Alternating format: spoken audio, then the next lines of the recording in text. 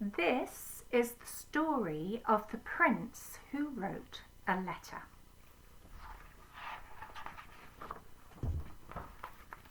Once there lived two kings in two castles on opposite sides of the valley. On this side is the castle of King Clifford. On the other side is the castle of King Rudolph. Okay. In one of the castles lived a prince whose name was Paul. There he is. He's tiny, isn't he? And look, he's got his teddy. One day he went to school for the very first time. And look, he's the only child in the class. Poor old Paul.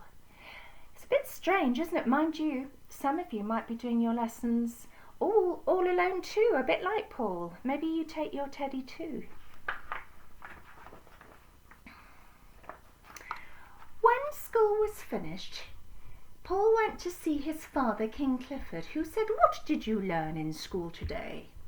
"I had to write a letter," Prince Paul replied. The king was amazed. "You wrote a letter on your very first day at school?"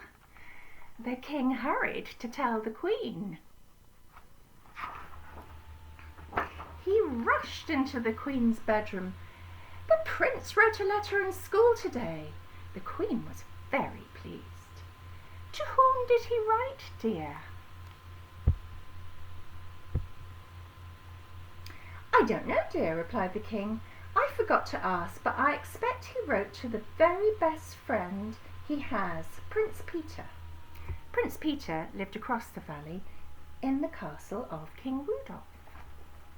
The queen rushed to tell the queen mother. Now, the queen mother is the name for a prince's granny, so she's gone to tell Granny, who also lives in the castle. Oh, look, and Granny's room is green, and there are so many cats on her bed. And Mummy, the queen, says about the letter, and the Granny is most surprised, and she says, "What did he write in the letter?" And the queen says, "I do not know, but I'm sure he must have written something very nice." "Of course," agreed the queen mother. "Prince Paul would only write a nice, sensible letter. Not like some people who might write a silly letter." Well, "Yes," said Mummy. "Some people might write something very silly, like, 'Dear Prince Peter, I hope your father, King Rudolph, is keeping well, because I think he's getting much too fat.'" That's rude. The queen mother laughed. She knew the queen was only joking, but Mabel, her maid, was listening, and she didn't quite hear right, and she ran down the steps. I'm sorry, this is Mary the maid. And Mary hears. She runs down the steps to the kitchen to tell her friend Mabel the cook. She says, "Mabel, Mabel, you'll never believe what Prince Paul has done." Wow. When Mabel hears that Prince Paul has written a letter to his friend Prince Peter saying that King Rudolph is a fat old thing, she is actually quite alarmed.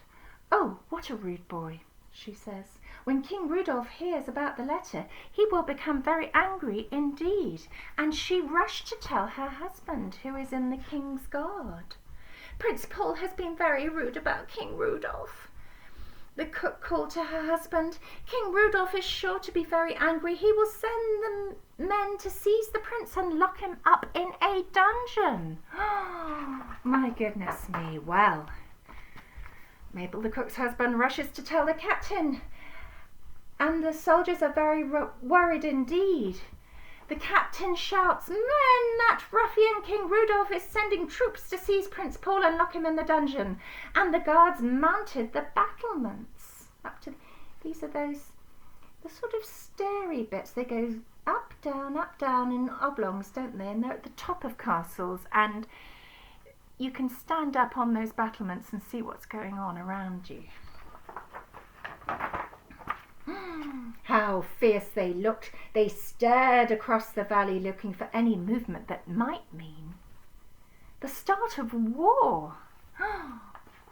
Meanwhile, across the valley in the other castle, good King Rudolph, unaware of what was going on, was eating a particularly tasty kipper, that's a kind of fish, for his afternoon snack. Yum, yum, he said. These kippers are particularly tasty.